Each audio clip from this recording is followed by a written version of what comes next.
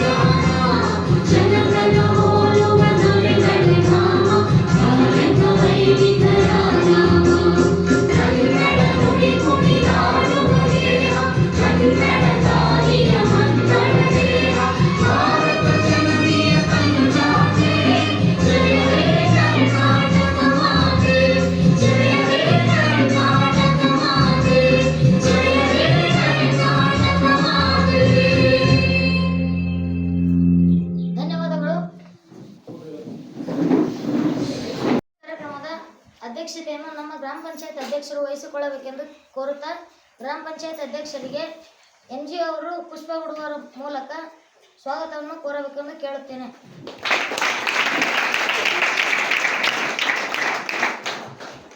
ಹಾಗೂ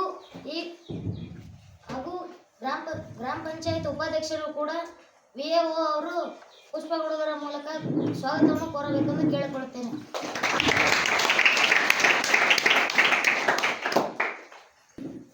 ಸಾಮಾಜಿಕ ನ್ಯಾಯಸ್ಥಾಯಿ ಅಧ್ಯಕ್ಷರಿಗೂ ಕೂಡ ಅಂಗನವಾಡಿ ಕಾರ್ಯಕರ್ತರು ಪುಷ್ಪ ಕೊಡುವುದರ ಮೂಲಕ ಸ್ವಾಗತವನ್ನು ಕೇಳಬೇಕೆಂದು ಕೇಳುತ್ತೇನೆ. ಹಾಗೂ ಈ ಕಾರ್ಯಕ್ರಮದಲ್ಲಿ ಹಾಜರಿರುವಂತಹ ನೋಡಲ್ ಅಧಿಕಾರಿಗಳಿಗೂ NGO ಅವರಿಗೂ VAO ಅವರಿಗೂ ಅಂಗನವಾಡಿ ಕಾರ್ಯಕರ್ತರಿಗೂ ಕಾರ್ಯದರ್ಶಿಗಳಿಗೂ ಸಂಜೀವಿನಿ ಒಕ್ಕೂಟದ ಅಧ್ಯಕ್ಷರಿಗೂ ಆಶಾ ಕಾರ್ಯಕರ್ತರಿಗೂ ಕೃಷಿ ಅಧಿಕಾರಿಗಳಿಗೂ ಮುಖ್ಯೋಪಾಧ್ಯಾಯರಿಗೂ STMC ಅಧ್ಯಕ್ಷರಿಗೂ ಆರೋಗ್ಯ ಸಮುದಾಯ ಅಧಿಕಾರಿಗಳಿಗೂ ಗ್ರಂಥಾಲಯದ ಮೇಲ್ವಿಚಾರಕರಿಗೂ ವಾರ್ಡ್ ಸದಸ್ಯರಿಗೂ ಕೂಡ ಈ ಕಾರ್ಯಕ್ರಮಕ್ಕೆ ಸ್ವಾಗತವನ್ನು ಕೋರುತ್ತೇನೆ.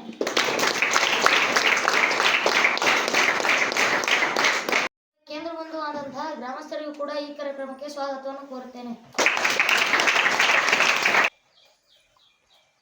ಈ ಮೂಲಕ ಮಾನ್ಯ ಅಧ್ಯಕ್ಷರು ಮುಂದಿನ ಸಭೆಯನ್ನು ನಡೆಸಿಕೊಡಬೇಕೆಂದು ಕೇಳಿಕೊಳ್ಳುತ್ತೇನೆ. PDO ಅವರೇ, ಹಿಂದಿನ ಅನುಪಾಲನಾ ವರದಿಯನ್ನು ಮಂಡಿಸುವ ಮೂಲಕ ಸಭೆಯನ್ನು ಪ್ರಾರಂಭಿಸಿ. ಆಯಿತು ಅಧ್ಯಕ್ಷರೇ.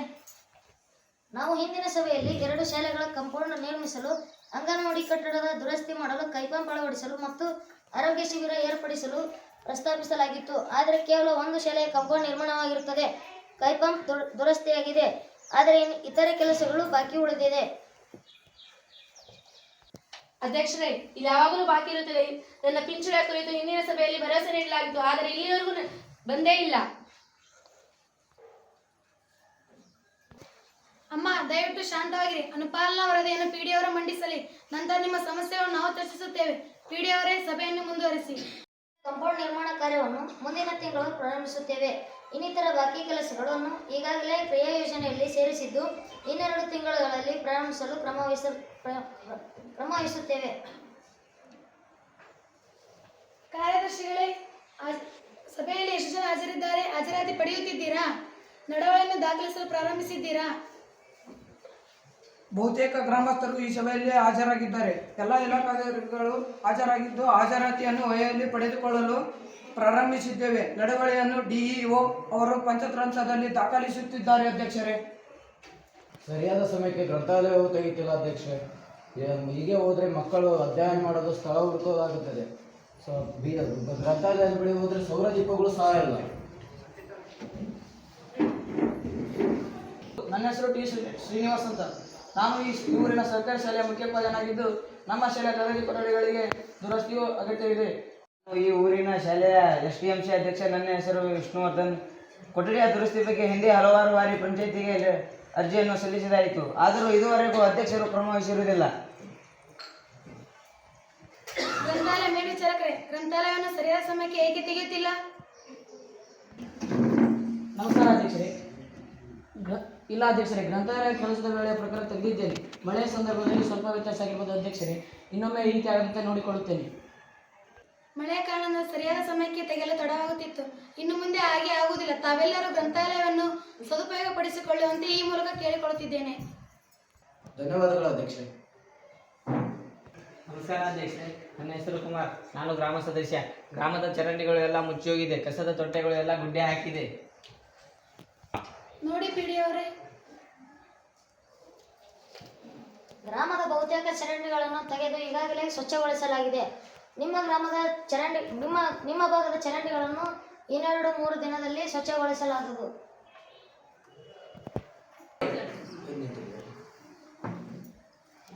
ಹೌದು, ನಮ್ಮ ಭಾಗದ ಚರಂಡಿಗಳನ್ನು ಸ್ವಚ್ಛಗೊಳಿಸಲಾಗಿದೆ. ಅಧ್ಯಕ್ಷರಿಗೆ ಮತ್ತು ಪಂಚಾಯತಿಗೆ ಧನ್ಯವಾದಗಳು. ನಮಸ್ಕಾರ ಅಧ್ಯಕ್ಷರೇ. ನಾನು ಈ ಊರಿನ ಆಶಾ ಕಾರ್ಯಕರ್ತೆ. ಅಧ್ಯಕ್ಷರೇ, ರಕ್ತಹೀನತೆ ಶಿಬಿರವನ್ನು ಆಯೋಜಿಸಬೇಕು. ಅನೇಕ ಹೆಣ್ಣು ಮಕ್ಕಳು ರಕ್ತಹೀನತೆಯಿಂದ ಬಳಲುತ್ತಿದ್ದಾರೆ. ಪಿಡಿಯವರೇ, ಪ್ರಾಥಮಿಕ ಆರೋಗ್ಯ ಕೇಂದ್ರದ ವೈದ್ಯಾಧಿಕಾರಿಯೊಂದಿಗೆ ಮಾತನಾಡಿ ಮುಂದಿನ ವಾರದಲ್ಲಿ ಶಿಬಿರವನ್ನು ಆಯೋಜಿಸಲು ಕ್ರಮ ವಹಿಸಿ. ಆಗಬಹುದು ಅಧ್ಯಕ್ಷರೇ, ವಹಿಸುತ್ತೇನೆ. ನಮಸ್ಕಾರಗಳು ಅಧ್ಯಕ್ಷರೇ. ಮಕ್ಕಳ ಪೋಷಣೆಯನ್ನು ಸುಧಾರಿಸಲು ನಾವು ಅಂಗನವಾಡಿಗಳ ಬಳಿ ಕೈತೋಟವನ್ನು ಪ್ರಾರಂಭಿಸಬೇಕೆಂದಿದ್ದೇವೆ. ಅದಕ್ಕೆ ಗ್ರಾಮ ಪಂಚಾಯಿತಿಯಿಂದ ಏನಾದರೂ ಅನುದಾನ ದೊರೆಯಬಹುದೇ? ಪಿಡಿಯವರೇ, ಕೈತೋಟಕ್ಕೆ ಅನುದಾನ ನೀಡಬಹುದೇ? ಇಲ್ಲ ಅಧ್ಯಕ್ಷರೇ, ಬಾಲ ವಿಕಾಸ ಸಮಿತಿ ಸದಸ್ಯರೆಲ್ಲರೂ ಕೂಡಿ ಶ್ರಮದಾನದ ಮೂಲಕ ಕೈತೋಟವನ್ನು ನಿರ್ಮಿಸಿಕೊಳ್ಳಬಹುದು. ಕೈತೋಟಕ್ಕೆ ಬೇಕಾದ ಸಸಿಗಳನ್ನೆಲ್ಲ ನಮ್ಮ ಗ್ರಾಮ ಪಂಚಾಯತ್ ಸ್ವಂತ ಸಂಪನ್ಮೂಲದಿಂದ ನಿಯಮದ ಇತಿಮಿತಿಯಲ್ಲಿ ಖರೀದಿಸಿ ಕೊಡಬಹುದು. ಧನ್ಯವಾದಗಳು ಅಧ್ಯಕ್ಷರೇ. ನಾನು ಈ ಬಗ್ಗೆ ಮುಂದಿನ ತಿಂಗಳ ಬಾಲ ವಿಕಾಸ ಸಮಿತಿ ಸಭೆಯಲ್ಲಿ ಸದಸ್ಯರ ಗಮನಕ್ಕೆ ತರುತ್ತೇನೆ. ನಮಸ್ಕಾರ ಅಧ್ಯಕ್ಷರೇ, ನನ್ನ ಹೆಸರು ವಿನಯ್. ನಾನು ಯುವಕ ಸಂಘದ ಯುವಕ ಮಂಡಳಿ ಸದಸ್ಯ. ಯುವಕರಿಗೆ ಮೈದಾನ ಮತ್ತು ಕ್ರೀಡಾ ಕಿಟ್ಗಳಿಲ್ಲ. ಇದನ್ನು ನಿರ್ಲಕ್ಷಿಸಿದರೆ ಯುವಕರು ದುಶ್ಚಟಗಳಿಗೆ ಬಲಿಯಾಗಬಹುದು. ನನ್ನ ಹೆಸರು ಹರ್ಷ. ನಾನು ಈ ಊರಿನ ಯುವ ಪ್ರತಿನಿಧಿ ಸದಸ್ಯ. ನಮ್ಮ ಗ್ರಂಥಾಲಯದಲ್ಲಿ ಕ್ರೀಡಾ ಕಿಟ್ಗಳು ಮತ್ತು ಇಂಟರ್ನೆಟ್ ಬೇಕು ಅಧ್ಯಕ್ಷರೇ. ನೋಡಿ ಪಿಡಿಯವರೇ, 2ರ ಕ್ರೀಡಾ ಅನುದಾನದಲ್ಲಿ ಈಗಾಗಲೇ ಕ್ರೀಡಾ ಕಿಟ್ಗಳನ್ನು ಖರೀದಿಸಲಾಗಿದ್ದು ಆದಷ್ಟು ಬೇಗ ಗ್ರಂಥಾಲಯಗಳಿಗೆ ಸರಬರಾಜು ಮಾಡಲಾಗುವುದು. ಆಯಿತು ಅಧ್ಯಕ್ಷರೇ, ಧನ್ಯವಾದಗಳು. ಮಾನ್ಯ ಅಧ್ಯಕ್ಷರೇ, ನನ್ನ ವಾರ್ಡಿನಲ್ಲಿ ಇರುವ ಶಾಲೆ ಹತ್ತಿರ ಇರುವ ಮದ್ಯದ ಅಂಗಡಿಯನ್ನು ಬೇರೆಡೆಗೆ ಸ್ಥಳಾಂತರಿಸಿ. ಪಿಡಿಯವರೇ, ಅಬಕಾರಿ ಇಲಾಖೆ ಅಧಿಕಾರಿಯೊಂದೇ ಮಾತನಾಡಿ ಈ ಬಗ್ಗೆ ಏನು ಕ್ರಮ ವಹಿಸಲಾಗಿದೆ ನೋಡಿ. ಆಯಿತು ಅಧ್ಯಕ್ಷರೇ. ಮುಂದಿನ ತಿಂಗಳಲ್ಲೂ ಮುಂಗಾರು ಪ್ರಾರಂಭವಾಗುತ್ತಿದೆ. ನಮಗೆ ಬಿತ್ತನೆ ಮಾಡಲು ದ್ವಿದಳ ಬೀಜಗಳು ಲಭ್ಯವಾಗುತ್ತಿಲ್ಲ. ದಯವಿಟ್ಟು ಒದಗಿಸಿಕೊಡಿ. ಕೃಷಿ ಅಧಿಕಾರಿಯವರೇ, ತಮ್ಮ ಇಲಾಖೆಯಿಂದ ಈ ಬಗ್ಗೆ ಏನು ಕ್ರಮ ವಹಿಸಲಾಗಿದೆ? ನಮಸ್ಕಾರ ಅಧ್ಯಕ್ಷರೇ. ಮುಂದಿನ ವಾರ ತಾಲೂಕಿನ ಎಲ್ಲ ರೈತ ಸಂಪರ್ಕ ಕೇಂದ್ರಗಳಿಗೂ ಸರಬರಾಜು ಮಾಡುವುದು. ರೈತರು ಅಲ್ಲಿಂದ ಬಿತ್ತನೆ ಬೀಜಗಳನ್ನು ತೆಗೆದುಕೊಳ್ಳಬಹುದು. ಧನ್ಯವಾದಗಳು ಅಧ್ಯಕ್ಷರೇ. ನಮಸ್ಕಾರ ಅಧ್ಯಕ್ಷರೇ. ನನ್ನ ಹೆಸರು ಕರಿಬಸಪ್ಪ ಇದ್ದಿ. ನಾನು ಈ ಊರಿನ ವಿಶೇಷ ಚೇತನ ಸದಸ್ಯ. ನಮಗೆ ವೀಲ್ ಚೇರ್ ಬೇಕಾಗುವಂತ 4 ಜನ ವಿಶೇಷ ಚೇತನರಿದ್ದೇವೆ. ದಯಮಾಡಿ ಅವಕಾಶವಿದ್ದರೆ ಗ್ರಾಮ ಪಂಚಾಯತಿಯಿಂದ ಕೊಡಿಸಿಕೊಡ್ಬೇಕೆಂದು ತಮ್ಮಲ್ಲಿ ಕೋರಿಕೊಳ್ಳುತ್ತೇನೆ. ಪಿಡಿಯವರೇ, ಶೇಕಡ 25ರ ಅನುದಾನ ಕ್ರಿಯಾ ಯೋಜನೆಯಲ್ಲಿ ಇದನ್ನು ಅಳವಡಿಸಿಕೊಂಡಿದ್ದೀವಲ್ವಾ? ಹೌದು ಅಧ್ಯಕ್ಷರೇ, ಈಗಾಗಲೇ ಇದಕ್ಕೆ ದರಪಟ್ಟಿಯನ್ನು ಆಹ್ವಾನಿಸಲಾಗಿದೆ. ಧನ್ಯವಾದಗಳು ಅಧ್ಯಕ್ಷರೇ. ಅಧ್ಯಕ್ಷೆ, ನಾನು ಸಂಜೀವಿನಿ ಒಕ್ಕೂಟದ ಪದಾಧಿಕಾರಿ. ಮಹಿಳಾ ಸ್ವಸಹಾಯ ಗುಂಪುಗಳು ಕೌಶಲ್ಯ ಮತ್ತು ಉತ್ಪನ್ನ ಮಾರುಕಟ್ಟೆಗೆ ಬೆಂಬಲಿಸಬೇಕು. ನಾವು ಕೂಡ ಆರ್ಥಿಕತೆ ಕೊಡುಗೆ ನೀಡುತ್ತೇವೆ. ನೋಡಿ ಪಿಡಿಯವರೇ, ವಿವಿಧ ಯೋಜನೆಗಳ ಅನುದಾನವನ್ನು ಒಗ್ಗೂಡಿಸಿ ಹಳ್ಳಿ ಸಂತೆ ನಿರ್ಮಿಸಲು ಅವಕಾಶವಿದ್ದು, ತಮ್ಮ ಒಕ್ಕೂಟದಿಂದ ಪಂಚಾಯಿತಿಗೆ ಅರ್ಜಿ ಸಲ್ಲಿಸಿದ್ದಲ್ಲಿ ಮುಂದಿನ ಸಾಲಿನ ಕ್ರಿಯಾ ಯೋಜನೆಯಲ್ಲಿ ಅಳವಡಿಸಿಕೊಳ್ಳಲಾಗುವುದು. ಧನ್ಯವಾದಗಳು ಅಧ್ಯಕ್ಷರೇ. ನಮಸ್ಕಾರ ಅಧ್ಯಕ್ಷರೇ, ನನ್ನ ಹೆಸರು ಭೂಮಿಕಾ. ನಾನು ಈ ಊರಿನ ಸ್ವಯಂ ಸೇವಾ ಸದಸ್ಯೆ. ನಮ್ಮ ಊರಿನಲ್ಲಿ ಬಾಲ್ಯ ವಿವಾಹ ನಿಷೇಧ ಕುರಿತು ಜಾಗೃತ ಮೇಳಗಳನ್ನು ಆಯೋಜಿಸಲು ಅಗತ್ಯವಿದೆ. ಈ ಬಗ್ಗೆ ಪಂಚಾಯಿತಿಯು ಕ್ರಮ ವಹಿಸಬೇಕು. ಮಹಿಳಾ ಮತ್ತು ಮಕ್ಕಳ ರಕ್ಷಣಾ ಕಾವಲು ಸಮಿತಿಯ ಸಭೆಗಳನ್ನು ನಿರಂತರವಾಗಿ ಆಯೋಜಿಸುತ್ತಿದ್ದು, ಮುಂದಿನ ಸಭೆಯಲ್ಲಿ ಇದರ ಬಗ್ಗೆ ಕ್ರಮ ವಹಿಸಲು ಸೂಚಿಸುತ್ತೇನೆ. ಧನ್ಯವಾದಗಳು ಅಧ್ಯಕ್ಷರೇ. ನಮಸ್ಕಾರ ಅಧ್ಯಕ್ಷರೇ. ಅನುಸೂಚಿತ ಜಾತಿ ಮತ್ತು ಅನುಸೂಚಿತ ಪಂಗಡ ಜನವಸತಿ ಪ್ರದೇಶಗಳಲ್ಲಿ ಇನ್ನೂ ಹೆಚ್ಚು ಸೋಲಾರ್ ಬೀದಿ ದೀಪಗಳ ಅಗತ್ಯವಿದೆ ಅಧ್ಯಕ್ಷರೇ. ಪಿಡಿಯವರೇ, ಶೇಕಡ 25 ಅನುದಾನ ಕ್ರಿಯಾ ಯೋಜನೆಯಲ್ಲಿ ಇದನ್ನು ಅಳವಡಿಸಿಕೊಂಡು ತುರ್ತಾಗಿ ಸೋಲಾರ್ ಬೀದಿ ದೀಪಗಳನ್ನು ಅಳವಡಿಸಲು ಕ್ರಮ ವಹಿಸಿ. ಆಯಿತು, ಕ್ರಮ ವಹಿಸುತ್ತೇನೆ ಅಧ್ಯಕ್ಷರೇ. ನಮಸ್ಕಾರ ಅಧ್ಯಕ್ಷರೇ, ನಾನು ಒಂದನೇ ವಾರ್ಡಿನ ಸದಸ್ಯೆ. ನಮ್ಮ ಗ್ರಾಮದಲ್ಲಿ ಪ್ರತಿಭಾವಂತ ವಿದ್ಯಾರ್ಥಿಗಳಿದ್ದು ಅವರನ್ನು ಉತ್ತೇಜಿಸಲು ಏನಾದರೂ ಪಂಚಾಯತ ನೀಡಬಹುದೇ? ಪಿಡಿಯವರೇ, ಇದಕ್ಕೇನಾದರೂ ಅವಕಾಶವಿದೆ? ಹೌದು ಅಧ್ಯಕ್ಷರೇ, ಶೇಕಡ 25 ಅನುದಾನದಲ್ಲಿ ಅನುಸೂಚಿತ ಜಾತಿ ಮತ್ತು ಅನುಸೂಚಿತ ಪಂಗಡದವರಿಗೆ ವಿದ್ಯಾರ್ಥಿ ವೇತನ ಲಭ್ಯವಿದ್ದು, ಹಿಂದುಳಿದ ವರ್ಗ ಮತ್ತು ಸಾಮಾನ್ಯ ವರ್ಗದ ಮಕ್ಕಳಿಗೆ ಮಕ್ಕಳ ಆಯವ್ಯಯದಲ್ಲಿ ಅವಕಾಶವಿದೆ ಅಧ್ಯಕ್ಷರೇ. ಹಾಗಿದ್ದರೆ ಮುಂದಿನ ವರ್ಷದ ಶೇಕಡ 25 ಅನುದಾನ ಕ್ರಿಯಾ ಯೋಜನೆಯಲ್ಲಿ ಮತ್ತು ಮಕ್ಕಳ ಆಯವ್ಯಯದಲ್ಲಿ 12 ವಾರಗಳಲ್ಲಿ ಪ್ರಕಟಣೆ ಹೊರಡಿಸಿ. ಆಯಿತು ಅಧ್ಯಕ್ಷರೇ. ಈ ವರ್ಷ ಸ್ವಂತ ಸಂಪನ್ಮೂಲ ಅನುದಾನಕ್ಕೆ ಕ್ರಿಯಾ ಯೋಜನೆಯನ್ನು ತಯಾರಿಸಲು ಸಭೆಗೆ ಪ್ರಸ್ತಾವನೆಯನ್ನು ಮಂಡಿಸಿ. ಆಯಿತು ಅಧ್ಯಕ್ಷರೇ.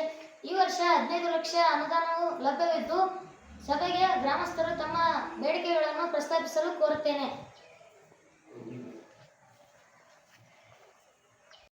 ನಾನು 2ನೇ ವಾರ್ಡಿನ ಗ್ರಾಮಸ್ಥೆ. ನಮ್ಮ ವಾರ್ಡಿನಲ್ಲಿ ರಸ್ತೆಗಳು ತೀರಾ ಹದಗೆಟ್ಟಿದ್ದು, ಮರುಡಾಂಬರೀಕರಣಕ್ಕೆ ₹5 ಲಕ್ಷಗಳನ್ನು ಕಾಯ್ದಿರಿಸಿ. ನಮಸ್ಕಾರ ಅಧ್ಯಕ್ಷರೇ, ನಾನು 2ನೇ ವಾರ್ಡಿನ ಸದಸ್ಯೆ. ನಿರ್ಜನ ಪ್ರದೇಶಗಳಲ್ಲಿ ಮಹಿಳೆಯರು ಒಂಟಿಯಾಗಿ ಓಡಾಡಲು ತೊಂದರೆಯಾಗಿದೆ. ಹಾಗಾಗಿ CCTV ಇನ್ನೂ ಹೆಚ್ಚಿನ ಬೀದಿ ದೀಪಗಳನ್ನು ಅಳವಡಿಸಲು ಅನುದಾನ ಮೀಸಲಿಡಿ. ನಮ್ಮ ಭಾಗದಲ್ಲಿರ್ತಕ್ಕಂಥ ಕುಡಿಯುವ ನೀರಿನ ಬೋರ್ವೆಲ್ ನೀರಿನ ಪ್ರಮಾಣ ಕಡಿಮೆಯಾಗಿದೆ. ಆದ್ದರಿಂದ ಹೊಸ ಬೋರ್ವೆಲ್ ಒಂದನ್ನು ಕೊಡಿಸಿಕೊಡಿ. ಅಧ್ಯಕ್ಷರೇ, ನಮ್ಮ ಶಾಲೆಯ ಕೊಠಡಿಯ ದುರಸ್ತಿಯ ಬಗ್ಗೆ ಅನುದಾನವನ್ನು ನೀಡಲು ಮರೆಯದಿರಿ. ಇಲ್ಲ, ಮರೆಯುವುದಿಲ್ಲ. ಪಿಡಿಯವರೇ, ಇದಕ್ಕೆ ₹15 ಲಕ್ಷವನ್ನು ಮೀಸಲಿಡಿ. ನಮಸ್ಕಾರ ಅಧ್ಯಕ್ಷರೇ, ನಾನು ಸಮುದಾಯ ಆರೋಗ್ಯ ಅಧಿಕಾರಿ.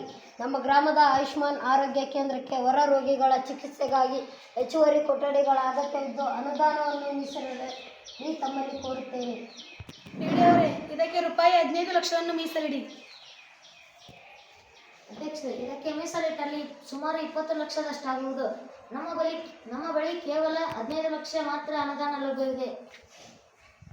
ಹೌದಾ ಪಿಡಿಯವರೇ, ಲಭ್ಯ ಅನುದಾನಕ್ಕಿಂತ ಹೆಚ್ಚಿನ ಬೇಡಿಕೆ ಬಂದಿದೆಯಾ? ಹಾಗಿದ್ದರೆ ಇದಕ್ಕೆ ಪರಿಹಾರವೇನು? ಸ್ವಂತ ಆದಾಯ ಮೂಲ ತುಂಬಾ ಕಡಿಮೆ ಇದೆ. ಇದು OSR ಸುಧಾರಿತ ಪಂಚಾಯತ್ ಬಲಗೊಳ್ಳುತ್ತದೆ. ಆಸ್ತಿ ತೆರಿಗೆ ಪರಿಷ್ಕರಣೆಗಾಗಿ ತುಂಬಾ ವರ್ಷಗಳಾಗಿದೆ. ಹಾಗಾಗಿ ಹೊಸ ತೆರಿಗೆ ನಿಯಮದಂತೆ ಪ್ರಕಾರ ತೆರಿಗೆ ಪರಿಷ್ಕರಣೆ ಮಾಡಿ ವಸೂಲಿ ಹೆಚ್ಚಾದರೆ ಅನುದಾನ ಹೆಚ್ಚಾಗಿ ಗ್ರಾಮಸ್ಥರ ಎಲ್ಲ ಬೇಡಿಕೆಗಳು ಹಂತ ಹಂತವಾಗಿ ಪೂರೈಸಬಹುದು. ಪ್ರೀತಿಯ ಗ್ರಾಮಸ್ಥರೇ, ಪಿಡಿಯವರು ಹೇಳಿರುವಂತೆ ತೆರಿಗೆ ಪರಿಷ್ಕರಣೆಗೆ ತಾವೆಲ್ಲರೂ ಸಹಕರಿಸಬೇಕೆಂದು ಕೇಳಿಕೊಳ್ಳುತ್ತೇನೆ.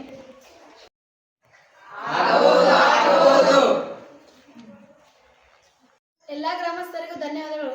ಪಿಡಿಯವರೇ, 15 ಲಕ್ಷಕ್ಕೆ ಕ್ರಿಯಾ ಯೋಜನೆಯನ್ನು ಸೀಮಿತಗೊಳಿಸಿ ಅಂತಿಮಗೊಳಿಸಿ. ಆಯಿತು ಅಧ್ಯಕ್ಷರೇ. ₹15 ಲಕ್ಷಗಳ ಕ್ರಿಯಾ ಯೋಜನೆಯ ಈ ಕೆಳಕಂಡಂತಿದೆ. ವಾರ್ಡ್ ನಂಬರ್ 2ರ ರಸ್ತೆಗಳು ಮರುಡಾಂಬರೀಕರಣಕ್ಕೆ ₹3 ಲಕ್ಷ, ಮಹಿಳೆಯರ ಸುರಕ್ಷತೆಗೆ CCTV ಅಳವಡಿಕೆಗೆ ₹2 ಲಕ್ಷ, ಹೊಸ ಬೋರ್ವೆಲ್ ಮತ್ತು ಮೋಟಾರ್ ಪಂಪ್ ಅಳವಡಿಕೆಗೆ ₹1.5 ಲಕ್ಷ, ಶಾಲಾ ಕೊಠಡಿಗಳ ದುರಸ್ತಿಗೆ ₹3 ಲಕ್ಷ, ಆಯುಷ್ಮಾನ್ ಆರೋಗ್ಯ ಕೇಂದ್ರದ ಹೊಸ ಕೊಠಡಿಗಳಿಗೆ ₹5 ಲಕ್ಷ, ಒಟ್ಟು 15 ಲಕ್ಷ. ಅಧ್ಯಕ್ಷರೇ, ನನ್ನ ಪಿಂಚಣಿ ವಿಷಯ ಮರೆತು ಹೋದರಾ? ಮರೆತಿಲ್ಲ ತಾಳು. ವಿ ಅವರೇ, ಇವರ ಪಿಂಚಣಿ ವಿಷಯ ಯಾಕೆ ತಡ ತಡವಾಗಿದೆ ನೋಡಿ. ನೋಡಿ ಹೇಳುತ್ತೇನೆ ಅಧ್ಯಕ್ಷರೇ. ಅಮ್ಮ, ನೀವು ನಾಳೆ ನಮ್ಮ ಕಚೇರಿಗೆ ದಾಖಲೆಗಳ ಜೊತೆಗೆ ಬನ್ನಿ. ಆಯ್ತು ಮೇಡಮ್, ನಾಳೆ ಕಚೇರಿಗೆ ದಾಖಲೆ ಸಮೇತ ಬರುತ್ತೇನೆ. ಆದಷ್ಟು ಬೇಗ ನನ್ನ ಪಿಂಚುಳಿ ಬರೆಯುವಂತೆ ಮಾಡಿಕೊಡಿ. ಖಂಡಿತ ನಾಳೆ ಬನ್ನಿ, ಖಂಡಿತ ಸಹಾಯ ಮಾಡುತ್ತೇನೆ. ನಾಳೆ ಬನ್ನಿ. ಯಾರಿಗಾದರೂ ಏನಾದರೂ ಹೇಳೋದಿದೆಯಾ?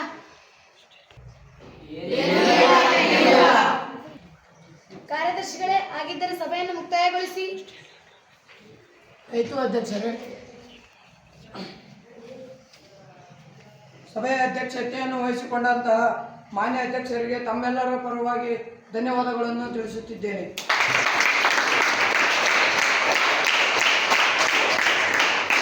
ಸಭೆಯಲ್ಲಿ ಹಾಜರಿದ್ದಂತಹ ಉಪಾಧ್ಯಕ್ಷರು ಹಾಗೂ ಸಾಮಾಜಿಕ ನ್ಯಾಯ ಸ್ಥಾಯಿ ಸಮಿತಿಯವರು, ಕೃಷಿ ಅಧಿಕಾರಿ, ಮುಖ್ಯೋಪಾಧ್ಯಾಯರು ಹಾಗೂ ಸಮುದಾಯ ಆರೋಗ್ಯಾಧಿಕಾರಿ, ಗ್ರಂಥಾಲಯ ಮೇಲ್ಚಾಲಕರು ಹಾಗೂ NGO, PEO, ಸಂಜೀವಿನಿ ಒಕ್ಕೂಟದವರು, ಆಶಾ ಕಾರ್ಯಕರ್ತರು, ಅಂಗನವಾಡಿ ಕಾರ್ಯಕರ್ತರು ಹಾಗೂ ವಾರ್ಡ್ ಸದಸ್ಯರು ಎಲ್ಲರಿಗೂ ಧನ್ಯವಾದಗಳನ್ನು ತಿಳಿಸುತ್ತೇನೆ.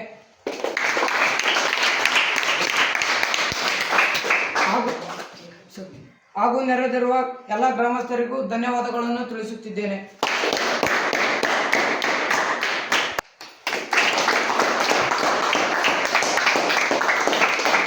ಮಾಡಿ ಎಲ್ಲರೂ ಎದ್ದು ನಿಂತು ರಾಷ್ಟ್ರಗೀತೆಯೊಂದಿಗೆ ಸಭೆಯನ್ನು ಮುಕ್ತಾಯಗೊಳಿಸೋಣ. ಎಲ್ಲರೂ ದಯಮಾಡಿ ಎದ್ದು ನಿಲ್ಲುವಂತೆ ಕೋರುತ್ತಿದ್ದೇನೆ.